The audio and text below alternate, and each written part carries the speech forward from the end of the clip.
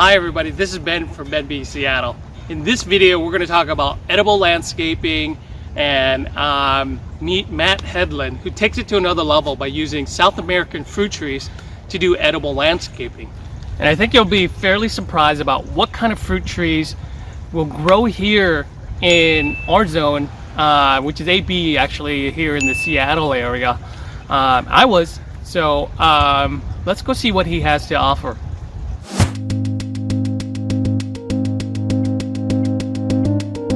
I'm here with Matt Hedlund from Wanderlust Nursery. He's got a plot here that he's designed and put in some of the plants that he sells on his website. I find them very interesting. They're here at the Shark Garden in Burien. I'll let Matt introduce himself and talk about some of the cool stuff that he's doing and some of the plants that he's been doing research over the years that will do well in the Pacific Northwest. So, Matt, introduce yourself. Yeah, thanks, Ben. Hey, so hi everyone. I'm Matt from Wanderlust Nursery. We're here in Burien, Washington, outside of Seattle, and we're looking at some rare fruiting plants. So Wanderlust Nursery, we're a mail order specialty nursery focusing on rare and unusual edible, brewable, or otherwise usable plants. Okay, we've got Matt here today.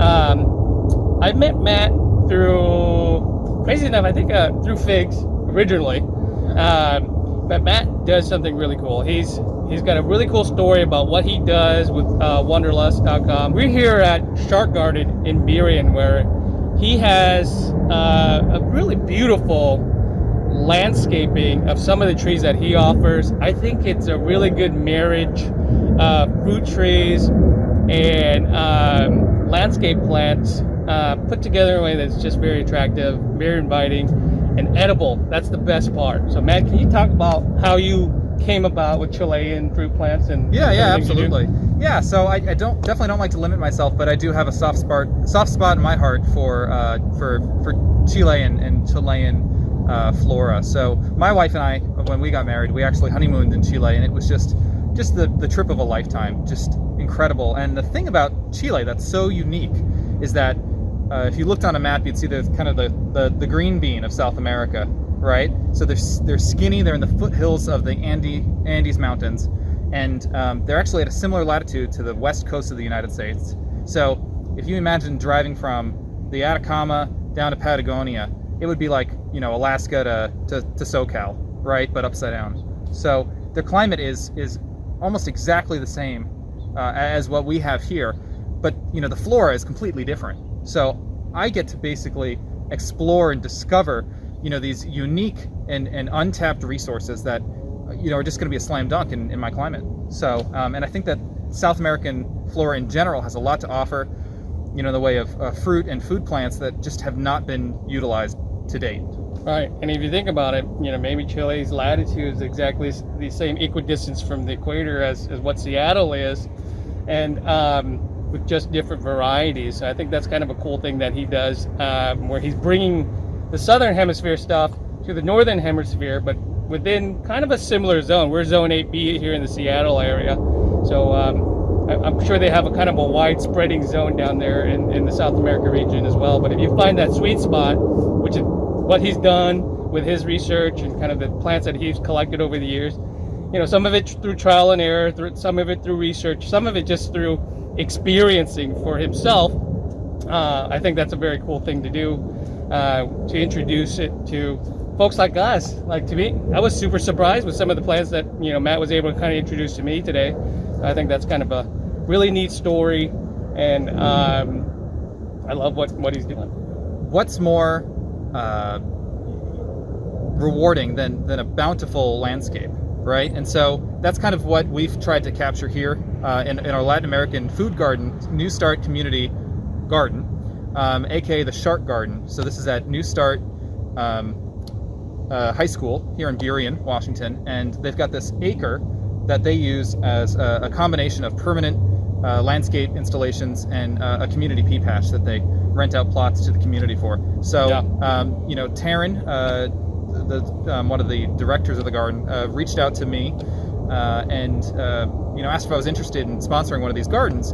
That would serve as kind of a permanent installation that would help generate food, and serve as an educational resource. So all the proceeds for this are donated to either the volunteers of the garden or, in more normal times, to the White Center Food Bank. So from what I understand, they've donated well over a ton of produce in a normal season. So it's just a great cause all around. So this is a garden that is designed to look like a manicured landscape, but all of the elements of it are edible or usable plants, from Latin America. So very cool. I love it. I love it. I'm gonna actually incorporate some of these trees into my landscape around my pond myself, and I'll show you guys what that will look like probably next spring. So we're right at the end of October, and the garden isn't in its full bloom like it would be in the summertime, but there are fruit on some of the trees, and we're going to try those out with Matt and have him kind of talk through some of the fruits and how he kind of got around to collecting Chilean fruit trees, and how he got to starting Wanderlust. Yeah, so this plant here is what's known as the Chilean Guava, or in its native Mapuche in Chile, Ugni, which is actually the genus name. It's a relative to the common Mediterranean myrtle and other more familiar plants like eucalyptus. It's in that same family, and it's actually really well regarded as a fruiting plant. This is a fruit called the Chilean Guava that's grown commercially in New Zealand under the name Tassieberry, and there's been a lot of interest in growing it here in the United States as a food crop. So there's some growers in Oregon who've been kicking the bucket for a while. But supposedly Queen Victoria's favorite fruit. These are cool. It grows great here in the Pacific Northwest and anywhere with a temperate climate, without extremes of heat or cold. So handles down to maybe 10 degrees Fahrenheit or so, and just appreciates some good watering and some light feeding, and otherwise is pretty easy to grow. So does it need any winter protection? Not in our climate. If you got a little bit colder, if you had a real bad cold spell, you could probably throw something over it. But yeah, great plant, stays as a bush. This will eventually top out at 4 or 5 feet tall. Yeah. But just a great proper bush. Grow like you would a blueberry. Nice. Yeah. We're gonna pick a few of these Chilean guavas and taste them. Tell you what it tastes like.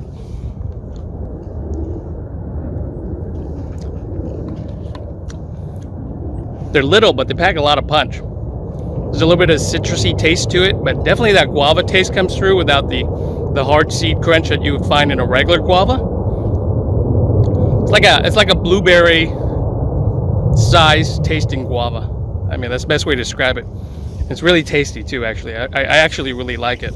That's going to actually talk about this Chilean Myrtle right here. This is a tree that I got from him as well. It's been fruiting towards October. And he's going to tell us a little bit more about this tree. It's actually very interesting. Yeah, so this is one of my personal favorites. So sometimes known as Chilean Myrtle, and the reason they call it that is because it does resemble the Mediterranean myrtle, and it is related. Although you might also see it marketed as Luma, which is what we sell it as, which is its native name. So native to a small region in southern Chile, this plant is actually related to the Chilean Guava, which we've already touched on, as well as the guavas and other members of the Myrtaceae family. So you can see we've got some fruit on the tree. These are a little past their prime, but I think we got some nice looking ones down here. But kind of similar in size to the Chilean Guava.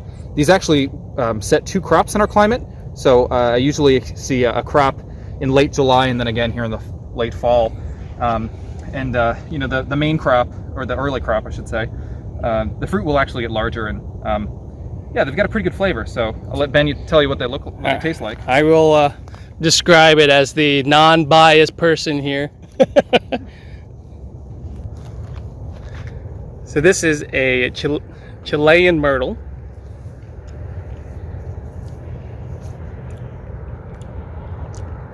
Now, I don't like it as much as the guava, but it has a very interesting taste. There's a slight bitterness towards the end because of the skin on that, but inside of the fruit kind of has that blueberry little pop to it. But definitely enjoyable. Are there any health benefits with it? I feel like that bitter aftertaste might have something healthy about it. Well, it's the fruit and the leaves, actually the foliage, are all rich in essential oils. So there is very likely some good antioxidant activity. Yeah. Actually, I encourage you to try to smell some of the aroma from the leaves. It's just something else.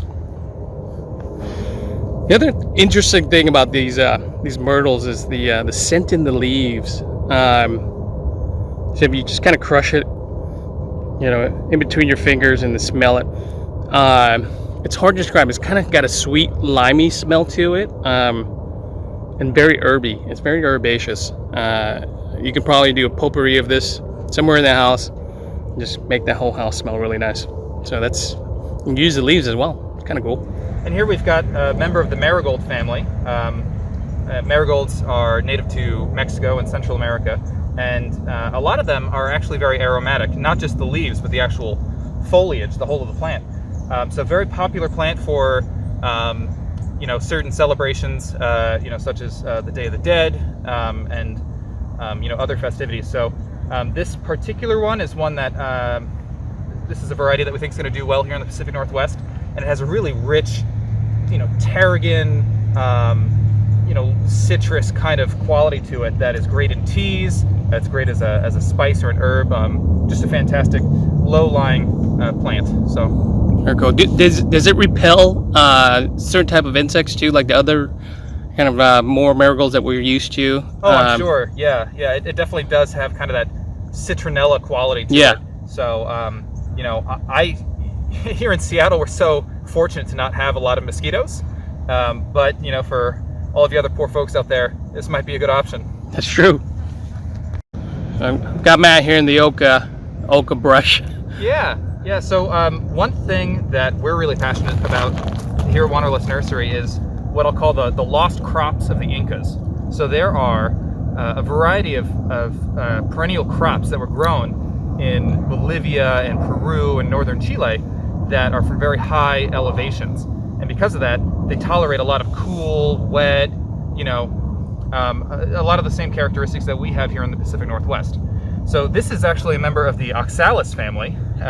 You may notice it looks like a shamrock or a clover, and every part of the plant is edible. It's got this, rich, sharp lemony flavor to it. Great fresh in salads, and we're gonna see if we can find any tubers in here. These actually make a tuber that are used similar to potato or water chestnut, something like that. So this is a little early in the season, but we're starting to get some seed tubers.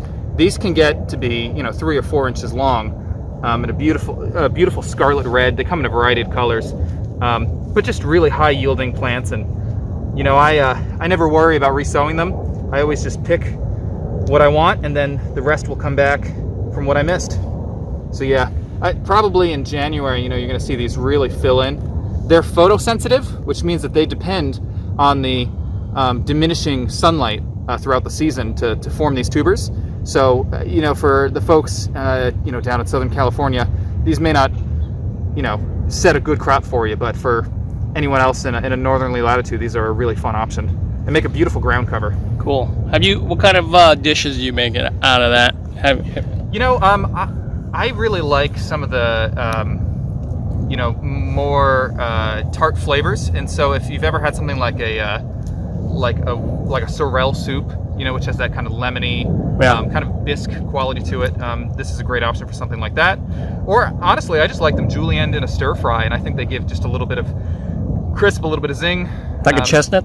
Yeah, like a water chestnut. Yeah. But it's got a little sharpness to it. Cool. So very cool. That's a very interesting plant. Yeah.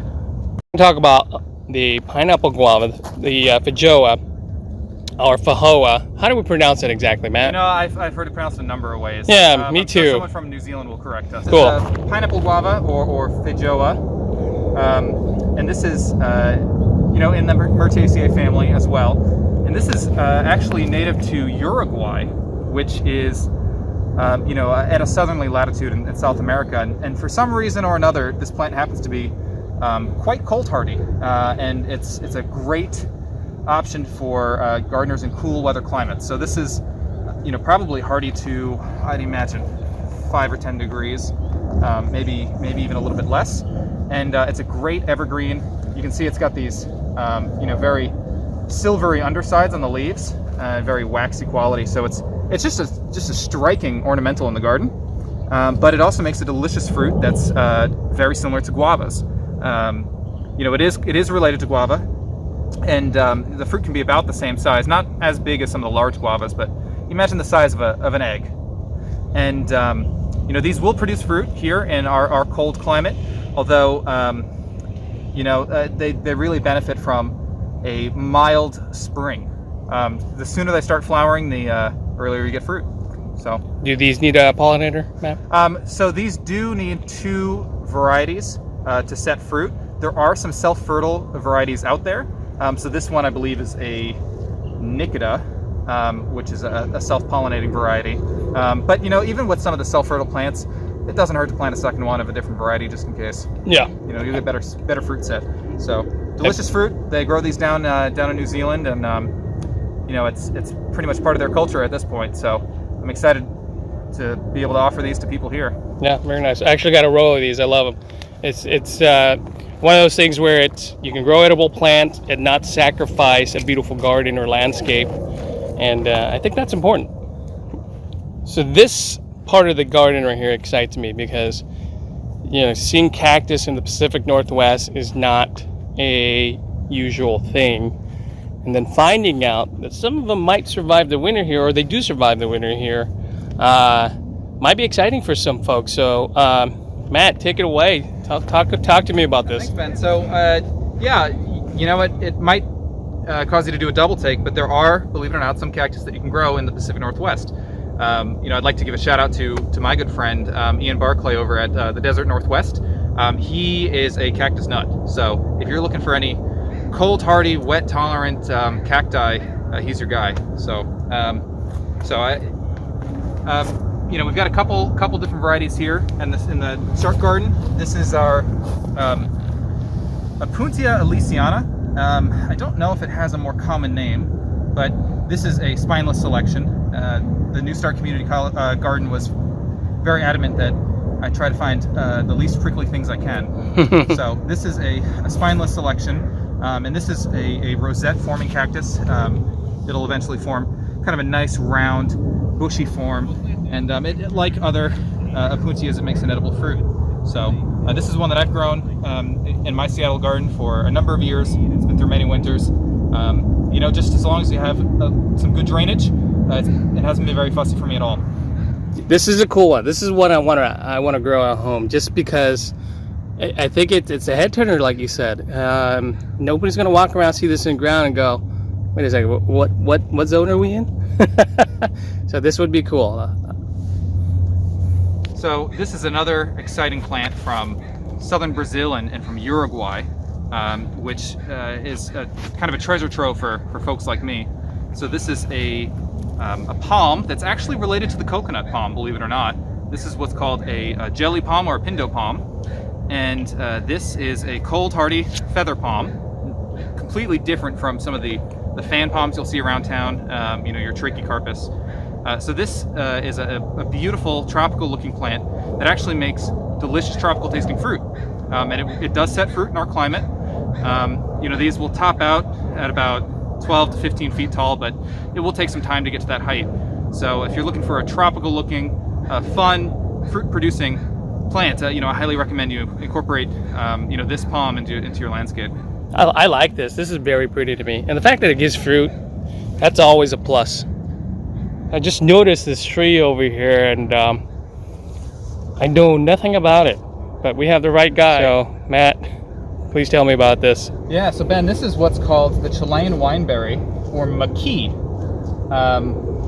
And I hope I didn't pronounce that wrong, but this is another one of those Chilean fruiting plants. And this is, believe it or not, a very fast growing plant. This was about, a foot or two tall when we planted it in the spring. And how tall are you, Matt? Oh, I'm 6'5", so I'm up there.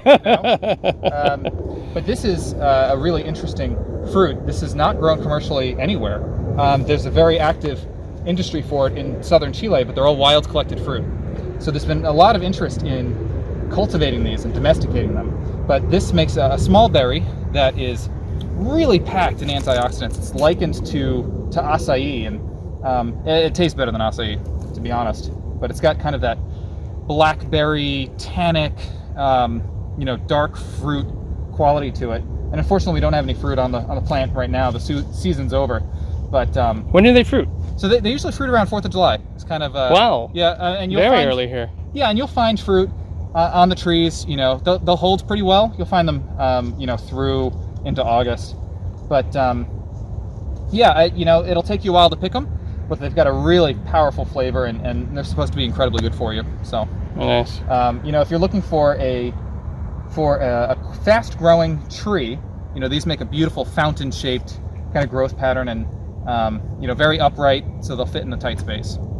Yeah, they're pretty. They're very pretty. And they're evergreen. I love the red branching. They make a pretty nice landscaping plant on top of giving you fruit. So. And they're incredibly wind tolerant. Oh, nice. Yeah. All right, Matt. What are we looking at? This rock tower right here. Yeah. So this is a little gabion column we made that has a few different vines on it. So as you saw in the sign here, we've got what's called Chayote Squash. And one more time, just so folks don't miss it. Gabion. Gabion is just a fancy landscaping word for a wire cage filled with rocks. There you go. So they come in different forms, and they're a really interesting tool as a landscaping element. They're great for drainage, and they look kind of neat. Is there soil in the middle of that column? No, it's just rocks and this wire. So I think that they've got a really unique look to them. People use them for retaining walls and other things, and I've seen them at wineries and vineyards, and I love the look of them. So when Taryn here from Shark Garden told us that she wanted some vines, I told her an arbor was out of the question. Maybe we'll put in another one of these, who knows, but for now it's a great way to access your vine from all sides.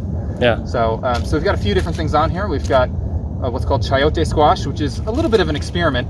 But this is a squash native to Mexico, and it's a very popular fruit there. And you can find them in local markets here, but every part of the plant is edible. So the leaves are edible, the fruit, and supposedly it even makes a tuber. So that last part is kind of what I'm hoping on, because if it does form a tuber, maybe I can get it to come back in the spring. So, if you want a perennial squash, this would be something that, you wouldn't have to leave fallen fruit and seeds, to depend on for the next year. So. We've also got passion fruit on here, and I know what you're thinking, Matt. Passion fruit can't grow in Seattle. Well, there you go. So it's not ready yet, but this is what's called a maypop, which is a temperate relative to the tropical passion fruit, and it's actually native to the southeast United States. Supposedly it used to go as far north as Maryland. So very closely related to your tropical passion fruit. But incredibly cold hardy. It can withstand, I think, something like to negative 10 degrees. So it's an option for a lot of folks out there. You need 2 different unrelated vines to set fruit, but just a really fun plant. And growing passion fruit in a cool weather climate is just a really, really fun opportunity. Matt, thank you. Yeah. Elbow bump. Stay safe out there, folks. I appreciate Matt taking the time to introduce me to the garden out here and some of the things that he's been doing. I love it. It's falls in line with some of the stuff I do with figs and stuff. So I feel like we have a connection there. And so go visit his website. Yep, wanderlustnursery.com. All right. And if you haven't gotten a chance to already, please vote. Please vote. Do it soon. Take care, everybody. Bye.